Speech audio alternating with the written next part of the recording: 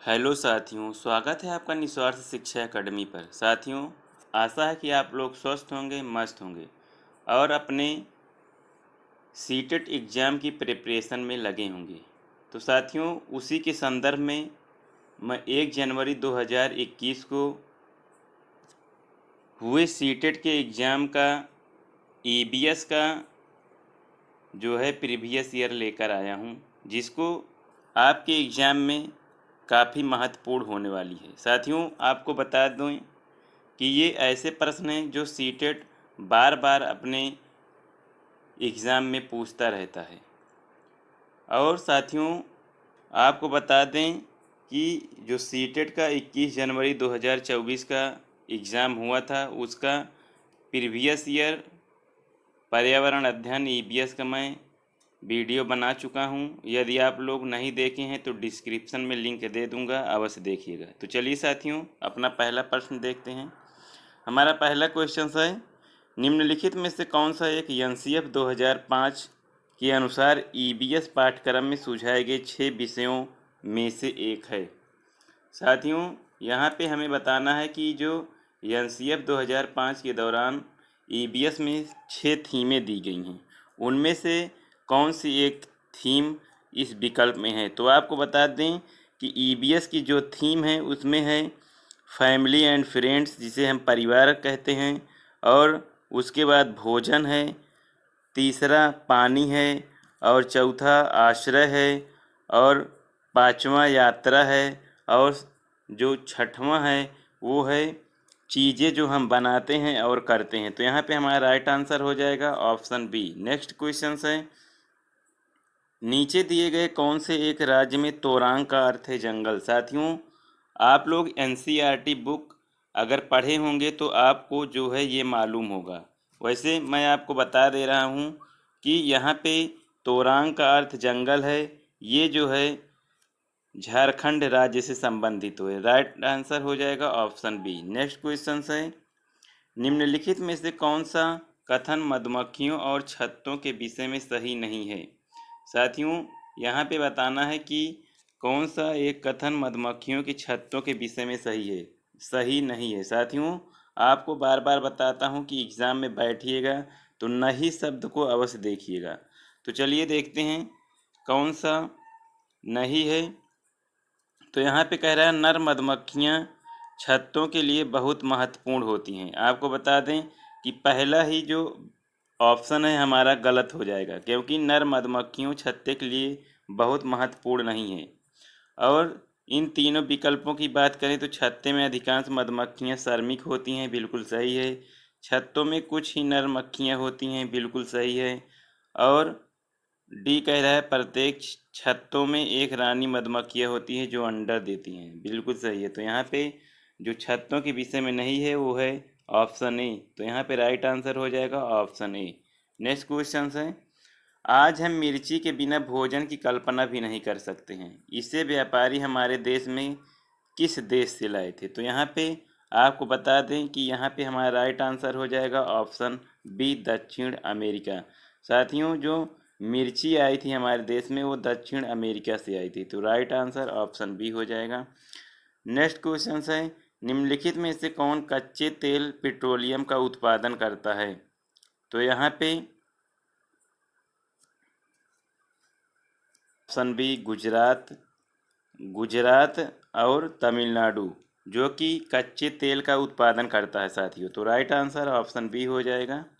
Next question है, हमारे देश का संविधान, साथियों कह रहा है कि हमारे देश का संविधान डैश डैश नेतृत्व में तैयार किया गया था। या साथियों, यहाँ पे हमें बताना है कि जो हमारे संविधान का निर्माण है जो कि 2 वर्ष, जिसको बनाने में 2 वर्ष 11 माह और 18 दिन का समय लगा, जो है उसका नेतृत्व किसने किया था। तो यहाँ पे हमारा राइट आंसर हो जाएगा ऑप्शन बी, डॉक्टर भीमराव बाबा साहब अम्बेडकर जी।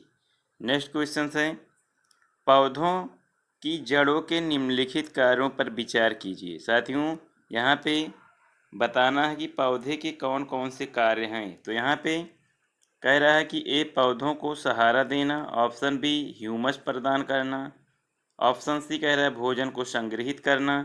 फिर ऑप्शन डी कह रहा है जल और खनिजों को अवशोषित करना और जड़ों के कार्य हैं।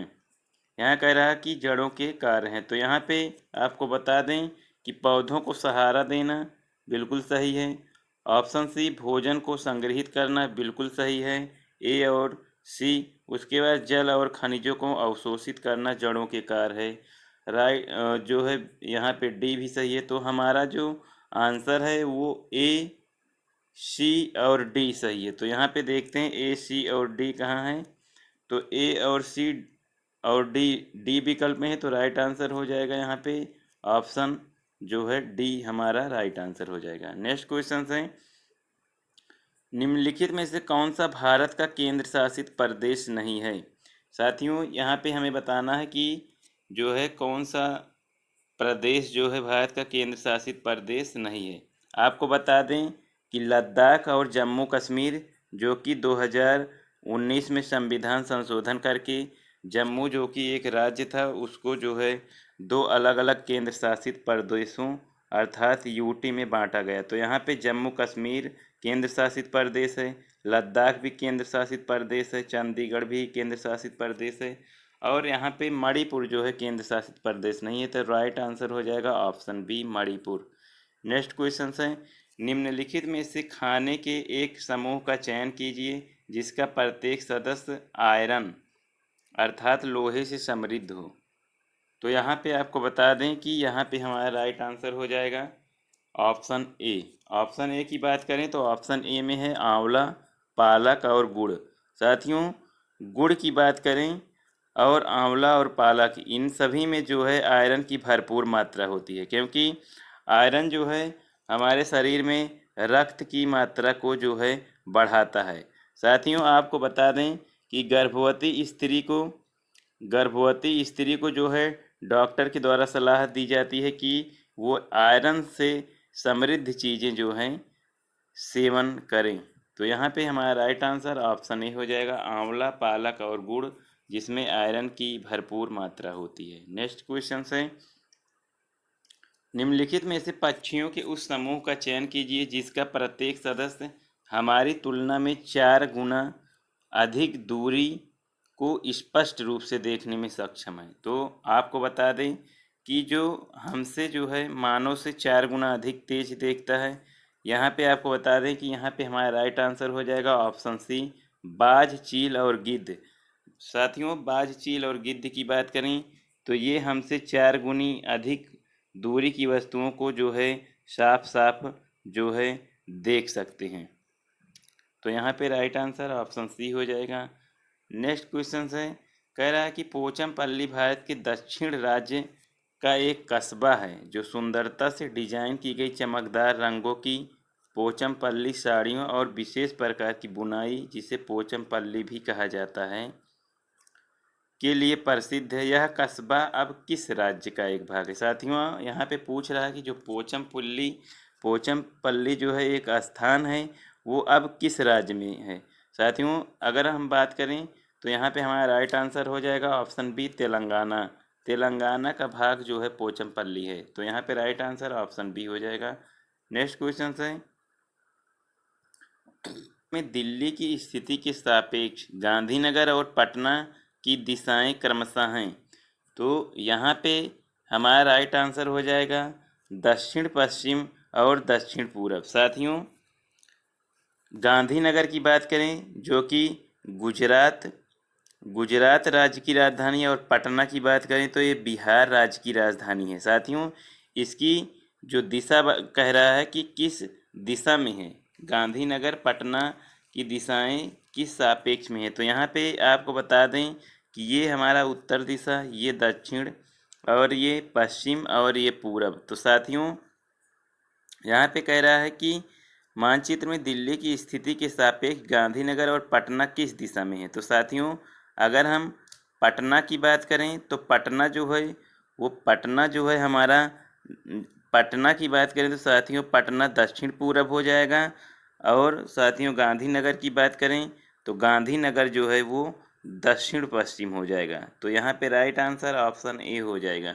नेक्स्ट क्वेश्चन है कह रहा है कि निम्नलिखित में से किसने मटर के पौधों के साथ प्रयोग किए और पाया कि मटर के पौधे में कुछ लक्षण जैसे कि खुरदुरा या चिकना, लंबा या छोटे, पीले या हरा आदि होते हैं जो युग्मों में आते हैं। तो साथियों आपको बता दें कि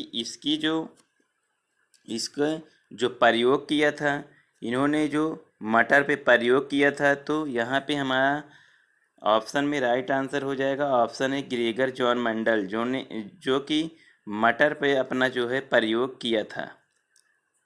तो यहाँ पे राइट आंसर ऑप्शन ए हो जाएगा। नेक्स्ट क्वेश्चन है, कह रहा है कि निम्नलिखित में से किस राज्य में अधिकांश ग्रामीण ढलानदार ढलानदार छतों वाले मजबूत बांस के खंभों पर जमीन से 3 से 3.5 मीटर ऊपर अपने लकड़ी के घर बनाते हैं। साथियों आपको बता दें कि यहाँ पे राइट आंसर हो जाएगा ऑप्शन बी, क्योंकि असम में जो है साथियों बाढ़ की बहुत समस्या रहती है, तो इसीलिए वहाँ बांस के खंभों पर जो है 3 से 3.5 मीटर जो है ऊंचे जो है मकान जो है बनाए जाते हैं। तो राइट आंसर ऑप्शन बी हो जाएगा असम। नेक्स्ट और लास्ट क्वेश्चन है साथियों, बस इतना ही था। अगर साथियों ये हमारा जो एनालिसिस है ईवीएस सब्जेक्ट का यदि आपको अच्छा लगा हो तो जो है इस वीडियो को लाइक कीजिएगा। साथियों अपने दोस्तों में भी शेयर कीजिएगा जो लोग सीटेट की प्रिपरेशन कर रहे हैं, और साथियों चैनल पे नए हो तो चैनल को सब्सक्राइब कीजिएगा। तो चलिए साथियों, थैंक यू, जय हिंद।